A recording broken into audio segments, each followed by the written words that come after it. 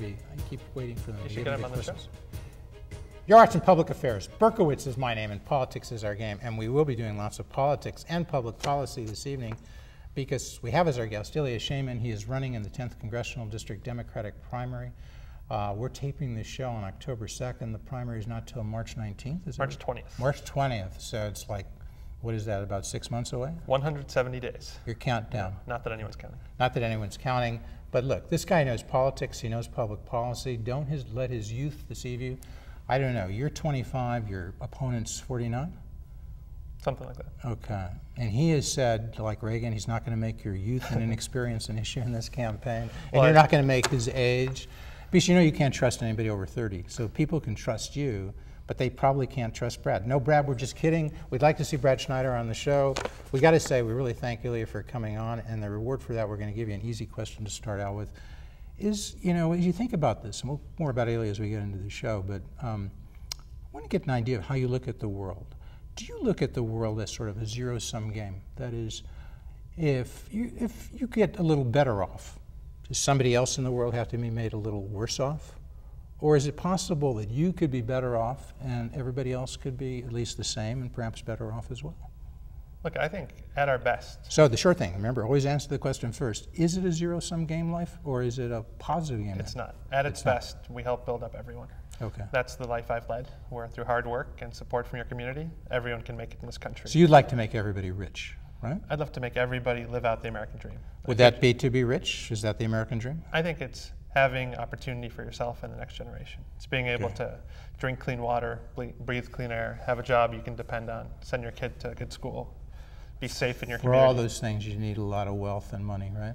I don't think it's all about wealth and money. I think but to do that, to send your kids to a good school, to have good health care, to have a nice house, to have good transportation, you know, to enjoy life, to be able to just buy things that you want, to buy books, you know, if you want to go out and learn about Barack Obama. Here's one, Barack Obama, Dreams from My Father. You read this book? I have.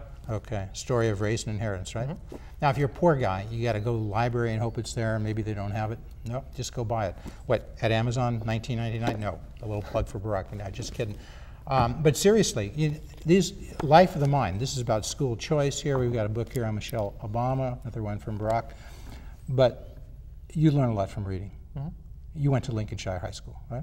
Went to Stevenson High School in Lincolnshire. In Lincolnshire, okay. And then to McGill University. Mm-hmm. You finished that place in, what, 2.5 years? That's right. Okay, so you're a smart guy. Some would say. You pick up this stuff pretty readily, okay. You just handled the question. Life is not a zero-sum game.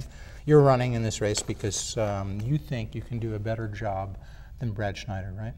In representing the Democratic Party. You would like to be the nominee chosen in the primary. And right now you're running against Brad Schneider, perhaps another person or two we haven't seen, somebody might follow. But right now it's between you and Brad.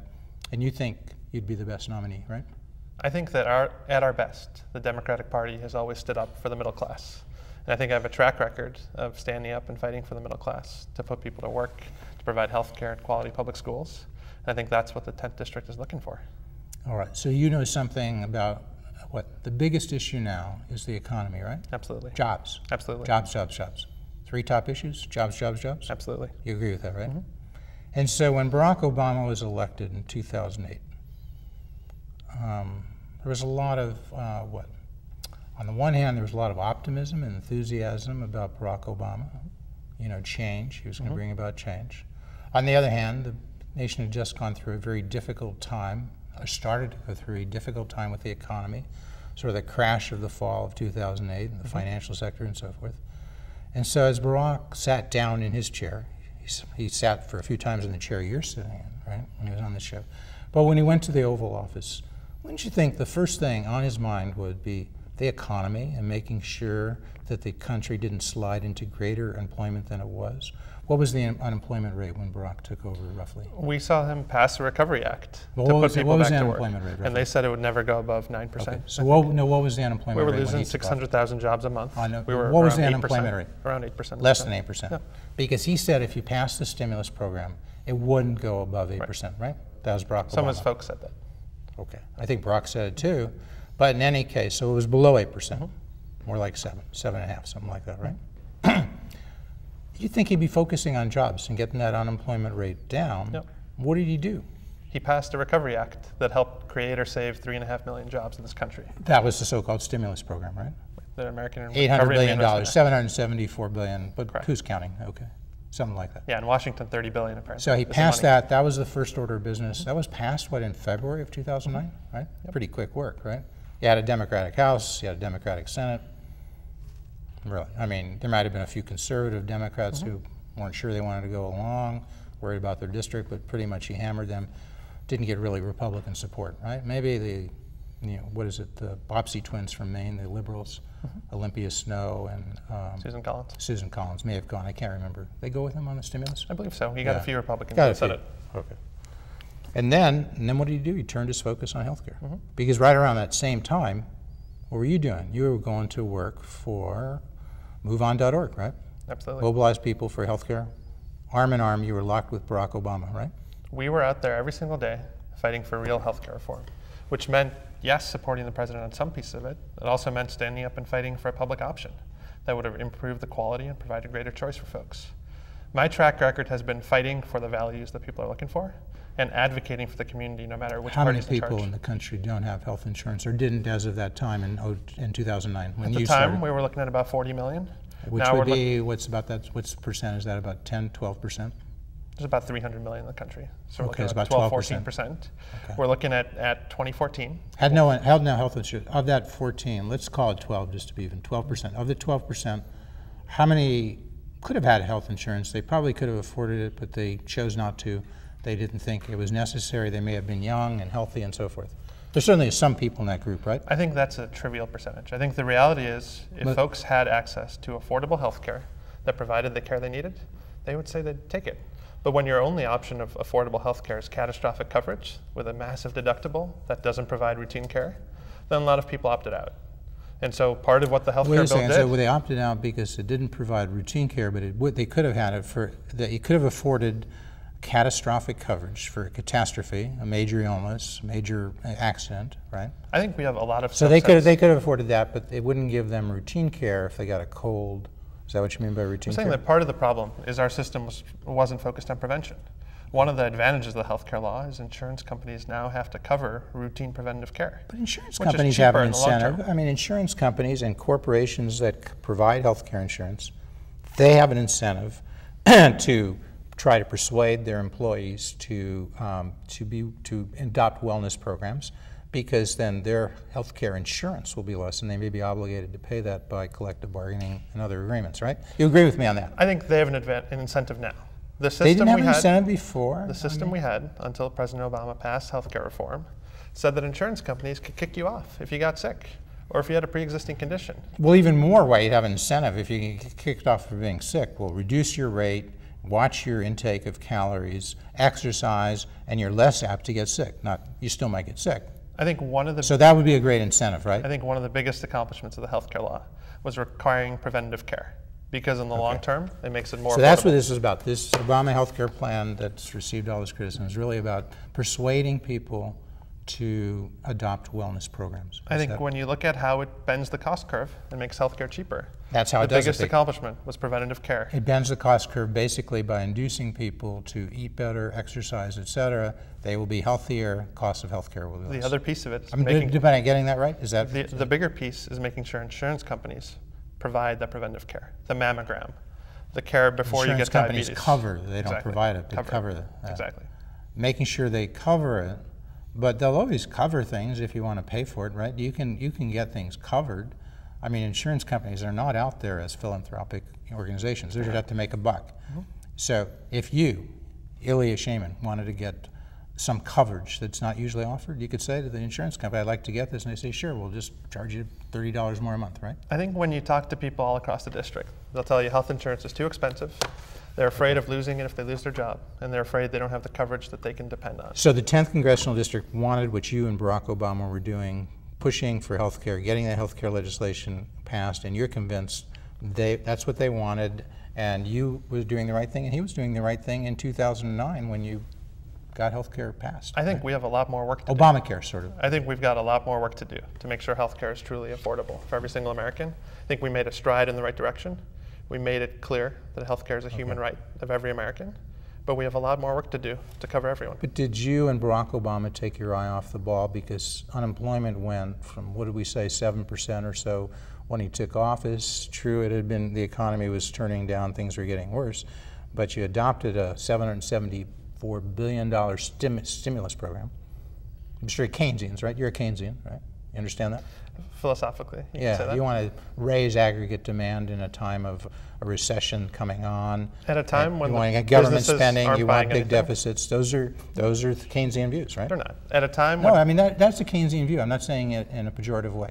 no, the view is When the economy is turning down, you want to have increased government spending, and you want to have deficits. When the economy is turning up, then you want to slow things down, cut government spending, and have a government budget surplus. it has to be That's smart, typical Keynesian but thought, it has right? to be smart spending. The reason I won't just say yes is because there's some expenditures that don't make any sense. But wasn't that true with a lot of the stimulus spending? I think the Recovery Act put 3 to 3.5 million people either back to work or kept their jobs. Of the $774 billion, number one, how much has actually been spent? Is there still money that has not been spent in that program? I think there's a little bit that's winding 100 down. million or something? 100 billion, I mean? That might be right. That's a little bit, 100 billion. Fundamentally, looking at the plan, 1/3 went into direct investment, hiring people. 1/3 Hiring people, so that would be like teachers and firefighters and Making sure things that people who work in the public sector. correct. Okay. Or if there's State and local government employees. no, there was 1/3 that was hiring, 1/3 that was state But and this is local government 1/3 employees, right? Not Not hiring. necessarily. If there's a construction project, they hired somebody else on a contract. 1/3 was state and local aid, so municipalities like Waukegan or Northbrook didn't have to lay people off, and 1/3 was tax cuts What kind of tax cuts? for the middle class, which What- came in. what does it mean, The the make tax work cut? pay. You get them every week out of your paycheck, so most people didn't even know they got them. But they had more money in their pocket every single paycheck. They didn't know they got to a tax cut, they just got more. But they knew, but how long would they be able to count on this money that they got? I mean, is this something, if you saw your paycheck was a little larger Right. in, say, summer of 2009, It started right when the stimulus came into February of effect 2009. and kept going. It was so if you saw it was a little larger and you're sitting there as Joe consumer, would you anticipate you'd have more money to spend for the next 4 years? Or might it be taken away after a year? I think people realized that the Obama administration and Democrats have a track record of looking out for the middle class, and that the best way to stimulate the economy is to put more money in the pockets of working families, making sure they can go out and spend it. But isn't it true that it would be a temporary thing as opposed to permanent?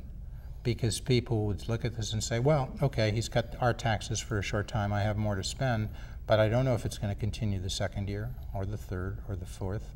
And people say, some economists who've studied that say when you do that, when you just have a transitory or temporary change, people don't change their spending patterns. I think the reason Right? people You've heard of that? Because actually it's called like the permanent consumption hypothesis, Right. that people consume more out of their permanent long-term income than out of transitory changes. They save when they think it's transitory, they spend when they think this is going to continue. I think You've heard of that. I have. You have. What happened in Milton reality Friedman wrote about that many years ago. is people You mostly... read that? I have, actually. Okay, there you people go. mostly use the Are money... you convinced he was right or wrong? No, I'm not. I think what happened is people You're not had... convinced he was right? I'm not. Okay. I think people had such high debt on their credit card and their home mortgage that they used that money to pay off their debts, as is reasonable, instead of going out to buy new things. Improve their balance sheets, so That's to right. speak. Like corporations have improved their balance sheets because times are tough and they don't want to be caught as they were in 2008. So people are saving now, right? Well, what we're seeing in corporations right now is they're sitting on massive piles of money, and they're calling it making do with less, when the reality is they could go out and hire people to create things. They could, but they choose not to. We have a free market. That's right. People are free in this country. That's right. Do you think Obama should order them to go out and hire people? Absolutely not. How But does, I he, think how does he get them to do that? And did he take, okay, so that's what's happened for the 2 years. You had these tax cuts, you had these things you just described. Number one, do you think Brad Schneider, who you're running against, does he agree with you? on what? On everything. Would he say, yeah, they did the right thing on health care, and at the same time they turned, you're saying they turned quickly to the economy, in fact, they turned first to the economy. But then when that was taken care of, they went to health care and they had the Obamacare passed, you said, and so they were doing good things. You support what they were doing. And if Brad Schneider were here on October 2nd, right next to him, I would turn to Brad and say, do you agree with Ilya? You guys are in sync on this. You're running in the Democratic primary. And Brad would say, in your guess, yeah, we're in agreement. I don't know what Brad would say about the past. I think where we differ is on the future. That I think it's time to pass another federal jobs bill to put people back to work. Because as you said, we may have filled a 3 million job hole in the economy, but the reality is unemployment is still between 8 and 19% all across the 10th district. The people are hungry for us to do and more. Across the country, what's the national rate of unemployment? You know, I think it's about 11. But 11%. But the reality is... But he said, but Obama said if we pass the stimulus, it won't go above 8. So can we believe Barack at this point? I mean, I'm not saying he's a liar. I'm just saying he may have been wrong in his prediction. His Council of Economic Advisors, Austin Goolsbee, is a homegrown guy from the University of Chicago Business School. He became its chairman.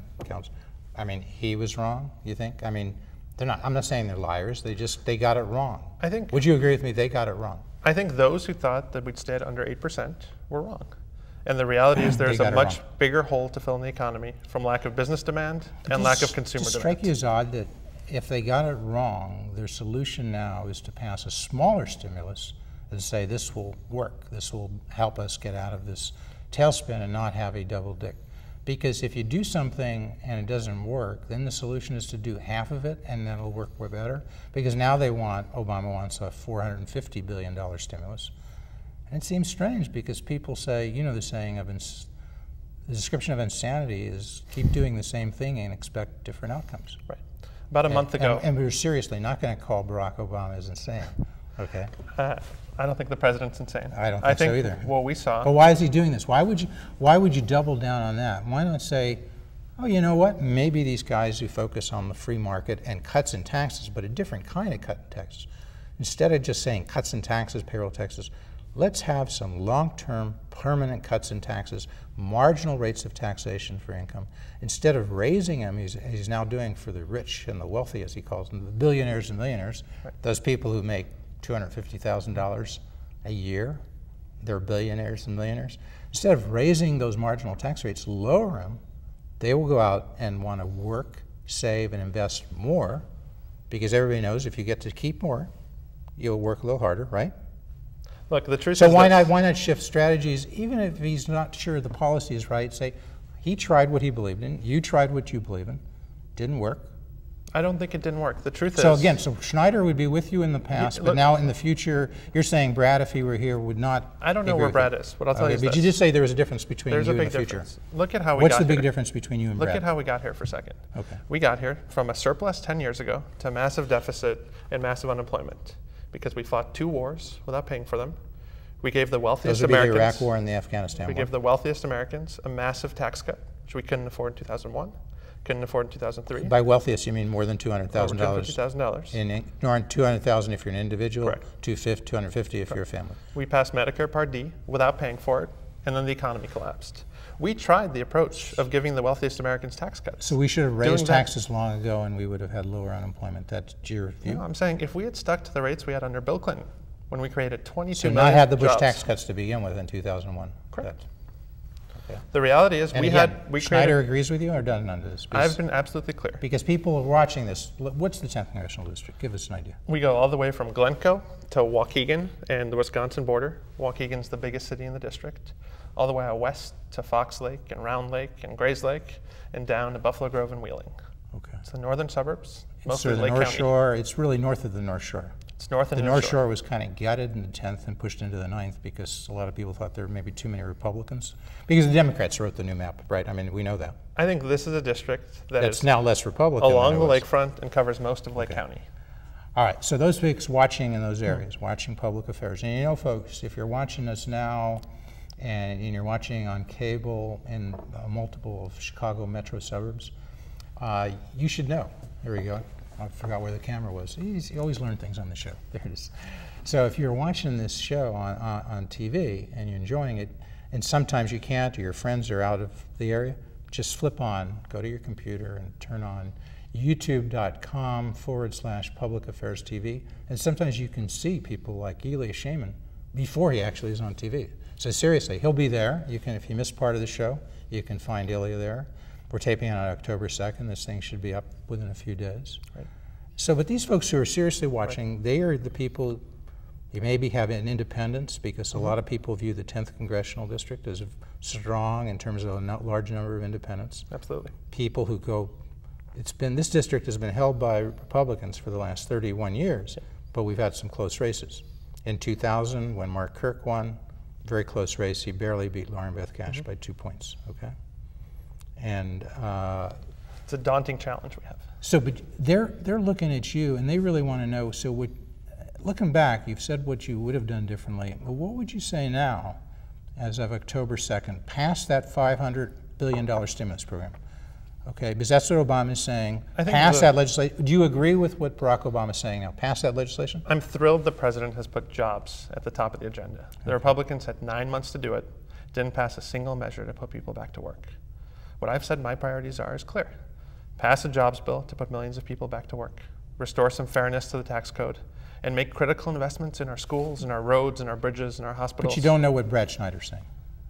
I'll let him speak for himself. I think I have a track record. They can find record. what you're saying. They can go to your website. Absolutely. Right, IlyaSheyman.com. Yep. It's I-L-Y-A. Sheyman is easy to spell. S-H-E-Y-M-A-N. Right? Did I get that right? Sheyman. Okay. Or SheymanForCongress.com if it's easier for folks. Okay. You can go there and you're spelling out the things we've been talking about.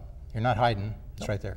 They can go to Brad Schneider's website, and what do they find? Because I'm sure you've looked. You guys do opposition research, right? They'll find his positions. But what I'll They will find his positions, but have you looked there? Did you find his position there? I've seen some of them, but the reality is this. They're not as articulated. I think we've laid out in clear and concrete detail what I'll do, and we have a 10-year track record to back it up. And I think that's what voters are looking for. But in your view, does the government create jobs or does the private sector create jobs? They both create jobs. Look, if you're a school teacher at New Trier High School or Highland Park High School, you're working a government job. If you're a sanitation worker, it's a government job. If you're working for Google or Groupon, who's paying for that? Who's paying for that salary at New Trier? Well, in the teacher's or in your case, district and at Stevenson High School, part of that will come or from at Buffalo Grove when you went, or Skokie. Sure. You went to all those schools here. You grew up here, right? Yep. You came here when you were 4 years old. You're an immigrant from Russia, right? Yep. Okay. You have an appreciation of this country. You don't take a thing for granted, right? No. Would you say a little more freedom here than you would have if you'd stayed in Russia? I think it's clear. Or was the old Soviet Union? It's clear my family came here because we didn't have the opportunities in the other country of achieving your dreams, achieving your potential, and providing a better life for your children. And that's what you're about. That's what we found in this district. That's what we found in this country. That through hard work and support from the community, you can make it. And that's what's slipping away. And that's why I'm in this race. Do you think Brad Schneider disagrees with you on that? I think I have a track record to show that I'm willing to fight for these issues. Does he have a track record? You're 25, he's 49. What's his track record? I think the voters in the district can look at what he's done. He's a management consultant. And look You're what a I've done. community organizer, right? You're proud. Obama was a community organizer. You're a community organizer. I think I've spent the past 10 years working on the issues that matter to people in the district. Now, are you running with Barack Obama or from him? Because a lot of people say, obviously his approval rating has dropped. Some would say less than 40 now, maybe less than 30. I think it's probably higher than that in Illinois. Okay, in Illinois. Yeah. But still it's dropped. Are you running with him? Are you proud? If Barack Obama offered, would you love to have him come out and endorse you and spend some time campaigning I with would you? love to have the president come out. But the truth is, I am running. Because you worked for Barack in 2005. I did work in his office in As Chicago a U.S. Senator, on military and veterans affairs. Okay. I'm running. So he may say he owes you something. Definitely wouldn't go that far. You know, it's Berkowitz. I did 6 shows with the guy. He may not be president if he hadn't been here, but that's another story. Look, I see my job as advocating for the middle class families in my district, regardless of who the president is, regardless who's in control of Congress. And I intend to do that regardless of which side the president's on. Okay. Foreign policy. Absolutely. Should the United Nations confer statehood on Palestine, as they asked just a week or two before we've taped this show on October 2nd? This is a... Yes or no? No. No, they shouldn't. The way we get to our final no agreement... No statehood at this point for Palestine. It's not a question of timing. From the United Nations. It's a question of venue. Okay. The only way we can achieve 2 states for 2 people is through direct final status negotiations between the 2 sides. That's what the president said. That's why he said he would veto the resolution. And I support the president's position on that. Because it wasn't a result of direct negotiations between the 2 sides. Correct. The only way we achieve peace... But if they can do that, you would encourage the Israelis to negotiate statehood for Palestine. I've been absolutely clear that the Israelis and the Palestinians, in order to reach an agreement that has legitimacy in both populations, have to do it through direct final status negotiations. They recognize legitimate security needs of the Israeli people and legitimate aspirations of the Palestinian people. Are you absolutely. pro-Israel? Okay. Do you think the president should be an honest broker, or should he be pro-Israel? I think that in times of conflict, the U.S. always stands with its friends and allies. And there's no greater ally in the Middle East than the state of Israel. Should Israel be concerned that it may be wiped off the state of off the map as their president Ahmadinejad has said he'd like to do? Look, we just heard. Do you think Ahmadinejad has said that? Do you We think just heard the let's answer. Has Ahmadinejad from Iran said he'd like to wipe Israel off the state? Yes, off the face and of so the has Ayatollah Khamenei. Ayatollah Ayatollah Khamenei said that over the weekend. Okay. So they would like to, so that if you were in Israel, you'd be concerned that they might actually do it. And should the United States do what it can to prevent Iran from getting the nuclear capability to do that, have a nuclear bomb that they could wipe Israel off the face of the earth? And that's exactly what the president has done. And that's why when people say the president is anything less than pro-Israel, I'm stunned. He has been the most pro-Israel president we've had, and I stand with the president. You stand with him, and you stand with Israel. And Absolutely. you do that proudly. Absolutely. As far as you know, Schneider does that too, but you don't really know, right? I assume he does. I marched for Israel with Congressman You were Gold. against the Iraq War. Absolutely. You didn't thought it was a mistake. Were you against the Afghanistan War too? No. You supported At this point, that was a good word. At this point, I think it's time we bring our Were you troops for the home. Libya War? No. You were not. Did you oppose Barack Obama when he decided to support in terms of military assistance in Libya? Did you oppose that? I did, and I was public about it. Okay. I'll tell you why. I think at a time of tremendous pain here at home, we can't afford to spend another $500 billion launching wars of choice in the Middle East. I think we have to focus on how we rebuild this country. Does America stand? Is American exceptionalism a reality or is it a myth? I think looking at my family's story, our decision to come to the United States to realize our hopes and aspirations, I can't help but believe in American exceptionalism. But that doesn't come because of our military might. It comes because we set a moral example for the whole world in how we live. Well, the moral example should be to help Libya. If they want freedom, they're fighting, they're sticking their necks out on the line, and the United States is not going to provide military assistance, not talking about troops. We're not going to help freedom fighters in Libya because we care about more what we're doing. You're telling me that? How can you be an American exceptionalist if you believe that? It's one thing to help train pro-democracy advocates. It's one thing to provide access to the media, help provide radio networks. What about military assistance? No military assistance for people fighting for freedom? When it comes to military assistance, look, right now we don't know who the rebels are in Libya. Some of them have ties to Al-Qaeda. I just want to do this. I want to thank Ilya Sheyman for coming here. A lot of folks don't do this early on in the race. Ilya Sheyman's here. He's not afraid. You've heard him. He's going to talk the issues all throughout the next 6 months. You're going to come back? I'd love to. Thank you so much. Thank you. And folks should realize this. You know, you want a candidate, whether you're left, right, whether you're liberal, conservative, whether you're Republican or Democrat, you want a candidate who wants to talk about the issues, wants to go and fight for you, okay? And the first thing is come on Berkowitz and fight with Berkowitz. That's, that's the starting point. Very seriously, thanks so much for coming. Thank you for having us. And I thanks, I'm sure our viewers and the people in the 10th Congressional District respect that, okay? They know it's tough. Like somebody's asking about Social Security. Would you like to raise the age to receive Social Security, raise the age for Absolutely not. For Medicare? Absolutely But you not. think major reforms have to be done to maintain those programs, Medicare, Social Security is fully funded through 2036. It works.